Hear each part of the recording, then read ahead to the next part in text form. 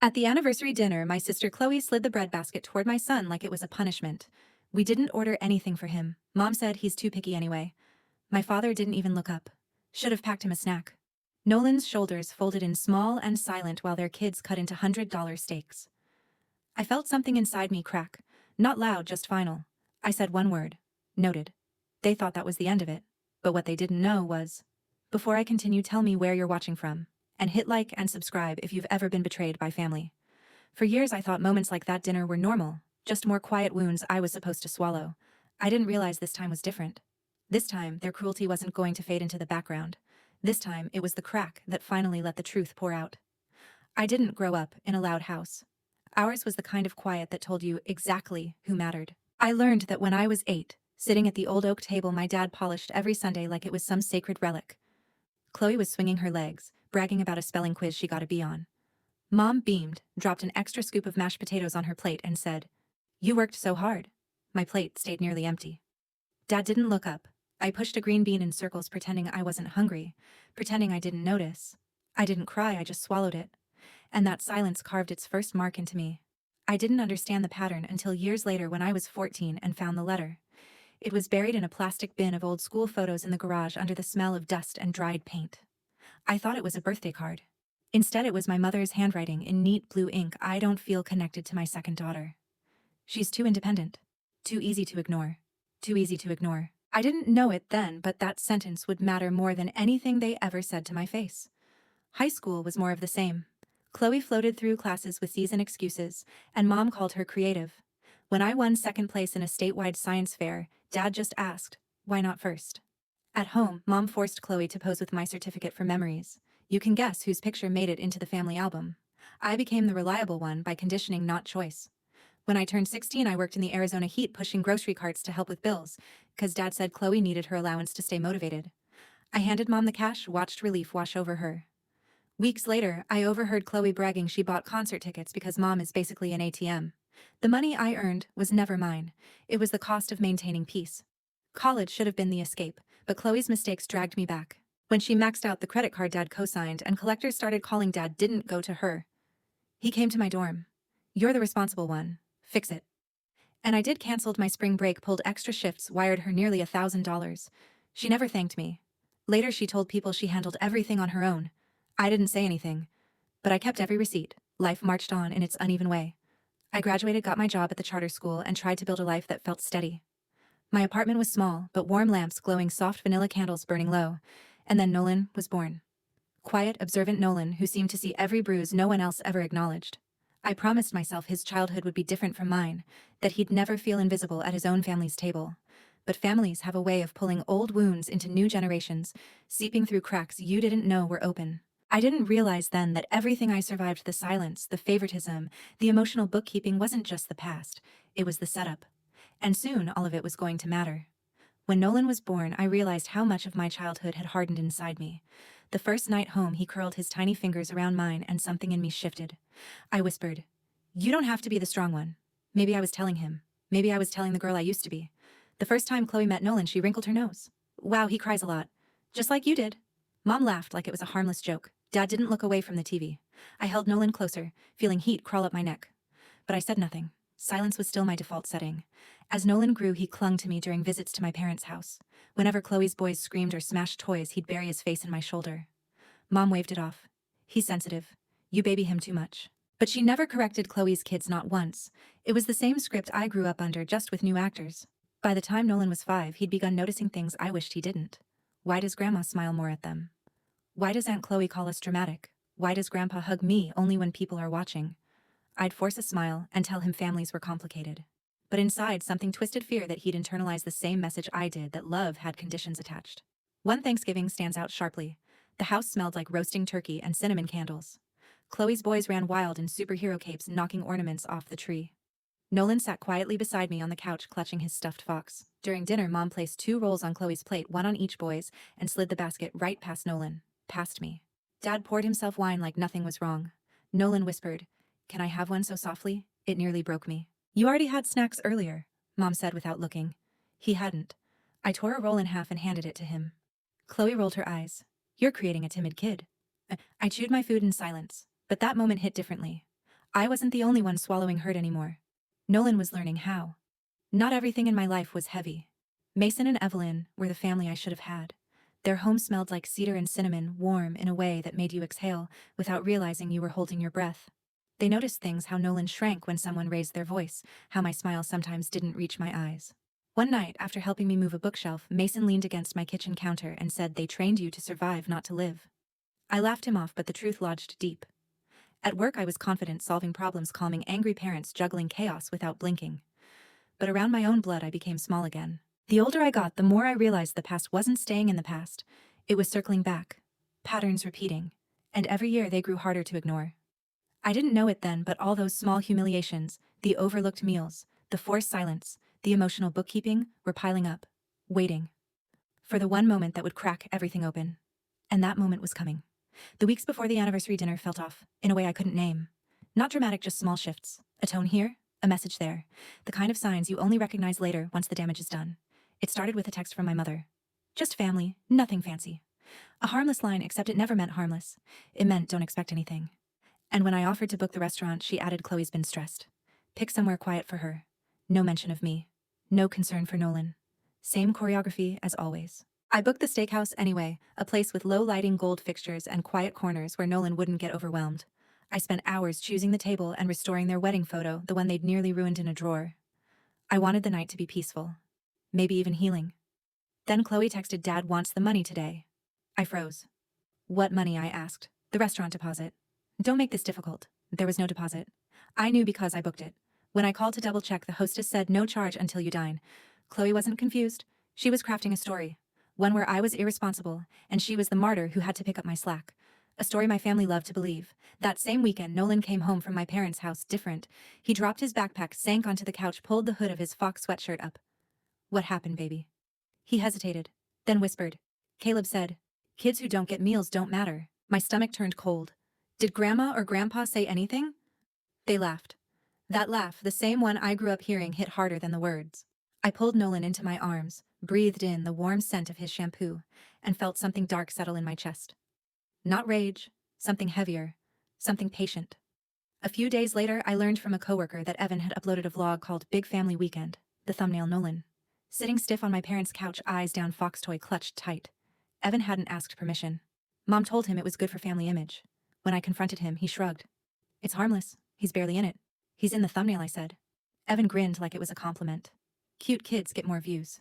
I deleted the video myself. The next hit came from a place I didn't expect: the office in my parents' house. I'd stopped by to drop off a toolbox Mason needed, planning to leave quickly. But something made me pause by the old filing cabinet. Maybe instinct? Maybe decades of knowing there were always secrets tucked behind closed drawers. I found a folder with my name on it. Thin. Too thin. Inside, a behavioral evaluation from when I was 14.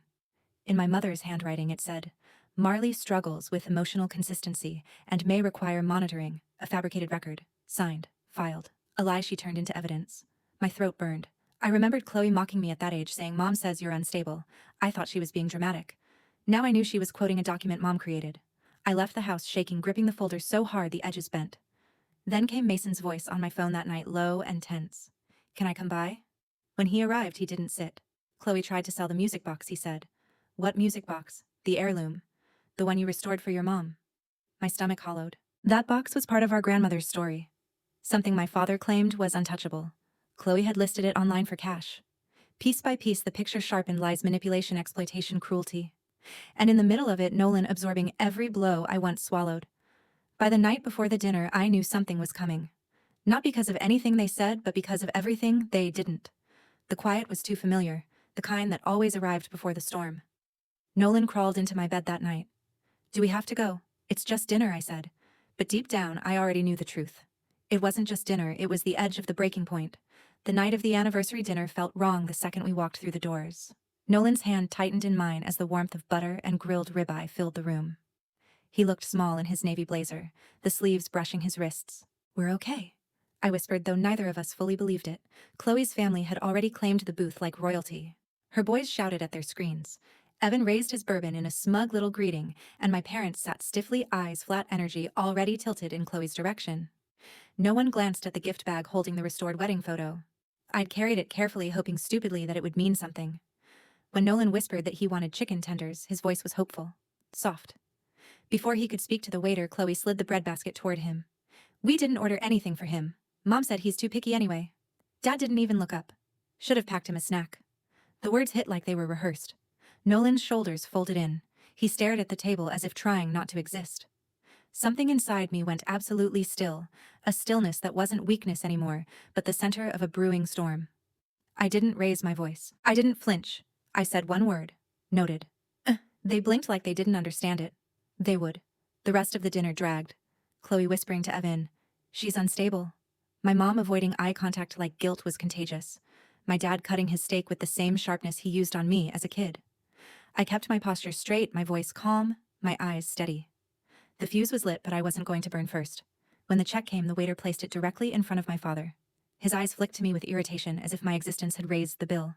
Not one word about the restaurant I booked. Not one word about the photo. Not one word to Nolan. That night, my phone blew up. "Chloe, you owe Dad $1,200. Pay your share." "Mom, you embarrassed us. Dad, control yourself." I put the phone face down and let the quiet settle. It didn't suffocate me this time. It sharpened me. The next morning, the knock came. Hard. Erratic. I already knew. Harold, Linda, Chloe. They walked in like they were doing a wellness check on a wild animal. Nolan sat on the couch, gripping his switch eyes, scanning my face. I nodded once, silent reassurance. Then I turned to them. Harold slapped the envelope on the counter. $1,200. You owe us. I never agreed to pay, I said. And you humiliated my son. Chloe crossed her arms, sunglasses still on, though we were indoors. Here we go. She's doing the victim thing. Mom muttered, "People saw Marley. You caused a scene." I almost laughed at how predictable they were. But then my phone buzzed in my pocket. Unknown number. Voicemail. I pressed play. "This is the Department of Child Services. We received a report about your son." My vision tunneled. Someone had escalated the game. Someone had weaponized the system. I looked up slowly. My mother blinked too fast. Chloe's jaw clenched. No one spoke. But guilt has weight. It fills a room. And it filled mine. CPS arrived 2 hours later. They walked through my warm apartment lamps, glowing vanilla candles burning low, Nolan's drawings taped to the fridge. They saw what was real. When they left, one of them paused and said quietly, "Family reports are rarely about the child." That was the moment something shifted permanently, not rage clarity. That night, after Nolan fell asleep, I opened the drawer where I'd kept my evidence, the therapy letter, the forged school report, the transfers, the screenshots. Every quiet wound turned into documentation. I placed each page into a binder. Not revenge record, not anger preparation. The storm wasn't coming. It was here. And this time, I wasn't the one who would break. They showed up just after sunset, Harold in front, rigid and red-faced, Linda tight-lipped behind him, and Chloe leaning on the railing like she'd come to watch a spectacle. The sky outside was fading into dark blue, and the last bit of peace in my apartment dimmed with it. The doorbell rang again, sharper this time. Nolan was coloring at the kitchen table, soft humming under his breath. I opened the door and felt the air shift. "We need to settle this," Harold said, stepping inside without waiting. Linda and Chloe followed, bringing tension with them like a smell. Nolan looked up, uncertain. "It's okay," I told him. "Stay right there." He nodded, but I saw his fingers tighten around his pencil. Harold dropped an envelope onto the counter. $1,200. Your share of the dinner." "I never agreed to pay for anything," I said. "I offered to organize the dinner. You turned it into a performance." Chloe scoffed.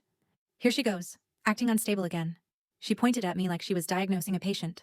"You embarrassed everyone. You've been off for years. The old me would have shrunk. This version didn't." I opened the binder I'd placed on the counter. My hands were steady. "Let's talk about unstable," I said. The first page, Chloe's texts begging for money. "You needed $500 to fix a misunderstanding with the bank in 2018. Her smirk twitched. Next page, months of rent payments I covered. "You said you'd pay me back. You never did." Chloe's mouth tightened. "That's private. Not anymore." Harold's voice rose sharp. "This is unnecessary." "No," I said calmly. "This is accountability." I slid the forged school report toward Linda, the one claiming I was emotionally inconsistent at 14. "You wrote this, Mom." Linda's face drained. I don't remember." "You signed it," I said. Before anyone could scramble for excuses, the apartment door opened again. Mason and Evelyn stepped inside. Evelyn's eyes softened at Nolan, then sharpened at the rest. Mason crossed his arms. "Chloe, he said you want to explain this, or should I?" Chloe stiffened. "Explain what?" Mason pulled up a video on his phone and placed it on the counter. The screen showed his driveway. Chloe's son standing there. Chloe's voice behind the camera saying, "Go on. Tell him kids who don't get meals don't matter." The boy repeated it, laughed. Silence hit the room like a slammed door. Linda sank onto a chair, hands shaking. Chloe stammered. That's out of context. There is no context, I said. My voice didn't rise. It didn't need to. I opened my wallet, took out $600 and placed it beside the envelope. Here's half, I said. Not from guilt. From pettiness. I sleep better knowing you didn't get all of it. Harold's jaw flexed. You're being disrespectful. No, I answered. I'm being done. I walked to the door and opened it. For a second, no one moved. Then Harold stood. Linda followed, shaky and pale. Chloe lingered, swallowing hard like she finally tasted the truth. One by one, they stepped out. When the door closed behind them, the apartment felt bigger, lighter. Nolan walked over and slipped his hand into mine. You weren't scared, he whispered. And for the first time in my life, it was true. After they left, the silence in my apartment felt different, lighter, almost clean. Nolan leaned into me, his small hand still warm from clutching his pencil. Mom, he whispered, you weren't scared. I brushed his hair back. No, I said. Not anymore. The next morning, sunlight barely crept through the blinds when my phone buzzed. A voicemail from the CPS worker. The report is unfounded, she said. We won't be moving forward. These situations often come from family. Her pause said everything. It didn't erase what they'd tried to do, but it confirmed exactly who they were. By noon, I was sitting across from attorney Megan Price. Her office smelled faintly of lemon cleaner and ink. Diplomas lined the wall behind her. She listened without interrupting while I laid out everything, the harassment, the lies, the CPS report, the binder full of receipts they thought I'd never collect. When I finished, she closed the folder and said, We're filing a cease and desist today, and we'll respond to the grandparents' rights petition before they even try it. There was no drama in her tone, just certainty. It was the first time in a long time I felt like someone was standing between me and the storm. 3 days later, the court dismissed Harold and Linda's petition immediately. No hearing, no negotiation, just gone. Megan emailed me one line, told you. That evening, Nolan and I drove up to Prescott Lake. The sky was scraped with pink and gold, the water still and glassy. We roasted marshmallows until they melted down our fingers. Nolan leaned against me and said, You seem different, Mom. I watched the fire crackle. That's what freedom feels like, I told him. Back home, I placed the binder on a high shelf not as ammunition, but as a boundary. A line that would never be crossed again. They didn't know it, but their biggest power over me died the moment they tried to weaponize the system against my son. This wasn't revenge. This was rescue me choosing both of us over them. For the first time in my life, I didn't feel obligated to keep the peace, and that was its own kind of justice. A few days after our trip, I checked the mailbox and found an envelope with no return address. Inside was a single typed line, Thank you for breaking the cycle. Signed someone who wished you did it earlier. I stood on the porch, the evening air cool against my skin, wondering who finally said what everyone else was too scared to admit. It wasn't closure. It was a warning. Or maybe a beginning. If you've ever felt like the outsider in your own family, subscribe. This story isn't over.